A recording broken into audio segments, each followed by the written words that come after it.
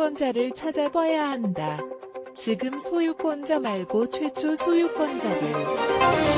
음모론의 1인자인 김어준은 TBS 뉴스공장에서 한동훈 법무장관 후보자가 사는 타워팰리스의 소유권자에게 관심을 보였다. 김어준이 TBS에서 출연료 많이 받는다더니 그쪽에 집 한 채 사려나? 라고 생각하면 오해다.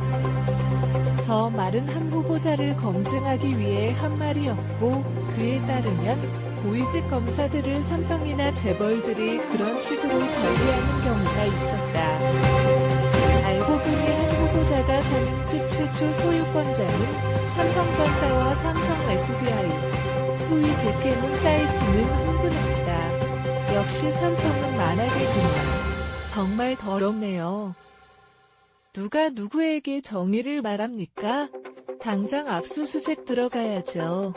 안타깝게도 이 의혹 제기는 해프닝으로 끝났다. 소유권 보존 등기는 사업 시행사가 진행하는 경우가 많은데 타워팰리스는 삼성전자와 삼성 SDI가 시행사였다. 게다가 삼성의 등기 이후 그 아파트의 소유주는 3번이나 바뀐 데다 한동훈은 자가가 아닌 전세였으니 이걸 가지고 삼성이 한동훈을 관리했다고 주장하는 건 좀 모자라는 짓이다. 이 사건은 다음과 같은 사실을 말해준다. 하나는 한동훈에 대해 어지간히 깔 게 없는 아이고, 둘째는 천하의 김어준도 한동훈을 두려워한다는 점이다. 원래 김어준은 없는 증거도 만들어 공격하는 게 특기, 평소에 그라면 최소한 호스트바에서 한동훈을 봤다는 증인 정도는 구했을 것이다.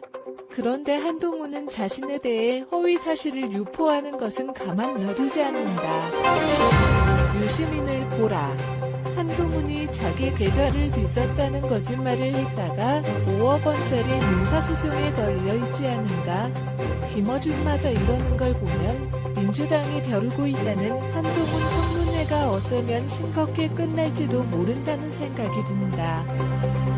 한동훈 검사장이 법무장관 후보자로 지명된 이후 민주당의 반응은 패닉 그 자체였다.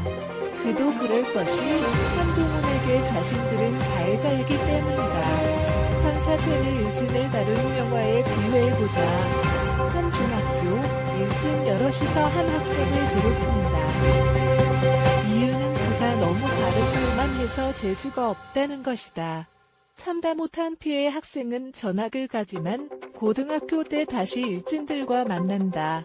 하지만 상황은 역전돼 있었다. 피해 학생은 그동안 무술을 연마해 격투기 선수가 돼 있었던 것이다. 이쯤 되면 일진들이 피해 학생에게 사과함으로써 자신의 안전을 도모해야 하건만 일진들은 오히려 그 학생을 제거하려는 음모를 꾸민다. 영화의 마무리는 옥상에서의 대결. 수적 우위밖에 내세울 게 없는 일진들은 분노한 피해 학생, 아니 격투기 선수한테 일망타진당한다. 민주당과 한동훈의 스토리도 이와 비슷하다. 권력 수사를 한다는 이유로 검찰총장이던 윤석열을 쫓아내려 했던 현 정권은 채널A 기자를 4개로 한꺼번에 유착 사건을 만들어 한동훈을 엮는다. 이유는 그가 윤 당선인의 측근이기 때문이었다. 증거가 차고 넘친다는 추미애 당시 법무장관의 말과 달리 검찰은 한동훈을 기소조차 하지 못했지만 그동안 한동훈은 무려 4번이나 좌천을 당해야 했다. 부산지검으로 간 것이야 그렇다 쳐도 조선제일검이라는 별명을 가진 한동훈을 수사를 하지 못하는 법무연수원과 사법연수원으로 보낸 것은 잔인했다. 하지만 정권 교체가 되면서 한동훈은 일약 법무장관 후보자가 돼서 다시 민주당 앞에 섰다. 인성이 덜 된 일진들이 그랬던 것처럼 민주당도 그간의 괴롭힘에 대해 한동훈에게 사과하지 않았다. 오히려 그들은 한동훈을 꼭 낙마시켜야 하는 후보자로 정하고 청문회를 벼르고 있단다. 하지만 일진들이 옥상에서 먼지 나게 맞았던 것처럼 이번 청문회도 민주당이 한동훈에게 망신당하는 결과로 끝날 것 같다. 일단 도덕성으로 크게 공격할 건더기가 별로 없다. 오죽하면 기껏 던진다는 의혹이 첫 소유주가 삼성이 다였을까? 결국 무혐의가 난 채널A 사건에서 휴대폰 비밀번호를 가르쳐주지 않았다는 것으로 되치기를 해보지만 자신들의 대선 후보였던 이재명도 신형 강제 입원 의혹 당시 휴대폰 2대의 비번을 가르쳐주지 않았고 해경군 김씨가 아니냐는 혐의를 받던 김혜경 씨는 휴대폰을 중고로 팔았다는 황당한 변명을 하며 휴대폰 제출을 거부한 바 있으니 비번을 언급하는 게 민주당에게 유리할 것은 없어 보인다. 더 절망적인 것은 한동훈이 말발맞아 좁혀는 점이다. 팩트와 논리로 치열한 대결을 해야 하는 청문회장에서 말은 격투기 선수의 주먹에 해당되는 중요한 무기인데 한동훈은 자신의 어록이 인터넷에 돌아다닐 만큼 말을 잘한다. 오죽하면 말하면 우리나라에서 알아주는 진중권 선생이 이렇게 말했을까? 이분, 지금 말하는 것으로 보시라. 문장에서 토시 하나 안 풀린다. 그리고 굉장히 논리적이고 합리적이다.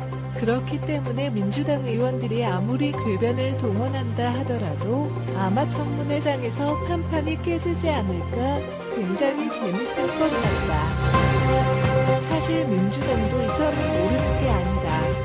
2020년 국감에서 국민의힘이 채널A 사건과 관련해 한동훈을 증인으로 채택한 적 있다. 국정감사는 증인을 불러놓고 추궁할 수 있는 좋은 기회.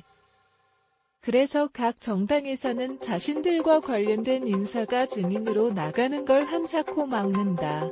2016년 국정농단과 관련된 국감 때 민주당이 신청한 최순실의 증인 채택을 당시 여당인 새누리당이 허용하지 않았지 않은가? 채널A 국감도 정상적이라면 한동훈 증인을 민주당이 요구하고 국민의힘이 막아야겠지만 민주당이 이를 거부하는 어이없는 일이 벌어진 것이다. 당사자인 한동훈은 출석하겠다고 했는데 말이다. 이유야 뻔했다. 팩트에서 밀리는 데다 말발에서마저 밀리니 지뢰겁을 먹은 것이다. 한동훈이 주인공인 이번 청문회는 좀 다를까? 민주당 인사청문회를 이끌다 탈당한 문영대의 말을 들어보자.